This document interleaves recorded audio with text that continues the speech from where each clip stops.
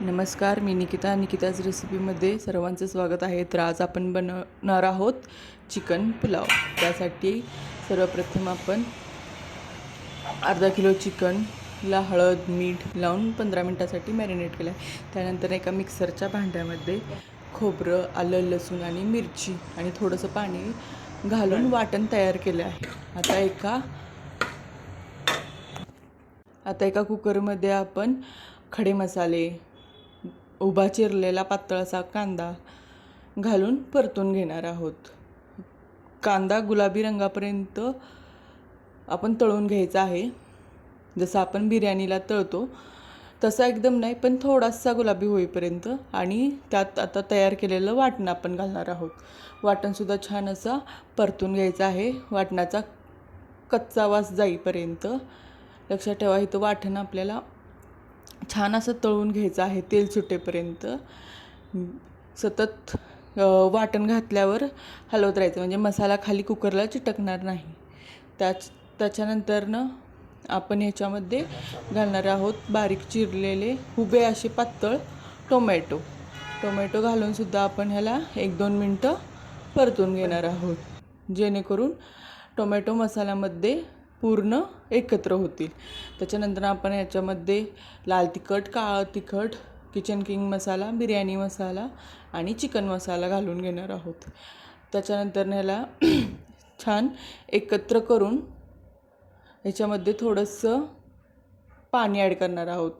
त्याच्यामुळे काय होईल, मसाला कुकरला चिटकणार नाही. हे बघू शकता आपण इथं मस्त आधी मसाला तळून मग थोडंसं पाणी घातलेलं आहे, जेणेकरून तो चिकटणार नाही. तर पाणी घातलं आपण, त्याला एकदा मिक्स करून घेऊयात. मिक्स करून घेतल्यानंतरनं त्याला आपण 2 ते 5 मिनटासाठी झाकण लावून ठेवूयात.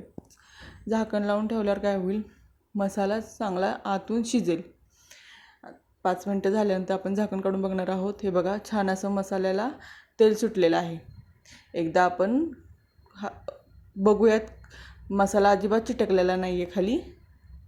असं एकदा परतून घेऊयात आणि त्याच्यामध्ये आपण परत घालून घेणार आहोत आपण मॅरिनेट केलेलं चिकन. तर चिकन घातलेलं आहे आपण. तर चिकन एकदा घातलं की मसाल्यात व्यवस्थित असं परतवून घ्यायचं, जेणेकरून चिकनला मसाला एकदम छान प्रकारे लागला पाहिजे. सर्व पीसेसना मसाला लागला की 1-2 मिनटं त्यात परतून तसंच घ्यायचं आहे. परतल्यानंतरनं 1-2 मिनटासाठी आपण झाकण लावून ठेवणार आहोत. 2 मिनटं झाले की आपण ताट काढणार आहोत त्याच्यावरचं. हे बघू शकता आपण, तेल मस्त असं चिकनला सुटलेलं आहे. त्याच्यानंतर आपण तांदूळ घालणार आहोत. मी ते बासमती रोजाना तांदूळ घेतलेला आहे. तुम्ही तुमच्या आवडीप्रमाणे कोणताही तांदूळ घेऊ शकता. आता आपण तांदूळ, चिकन आणि मसाला हे सर्व एकत्र करून घेऊयात मिक्स. आणि जेवढ्या तांदळाला पाणी लागतं त्याप्रमाणे तुम्ही पाणी कमी जास्त करू शकता. इथे मी 3 कप तांदूळ घेतलेला आहे आणि अर्धा किलो चिकन. 3 कपासाठी मी 2 ग्लास पाणी गरम करून घेतलेलं आहे. हे बघा, पाणी गरमच करून घालायचं आहे, त्यामुळे पुलावला चव छान येते.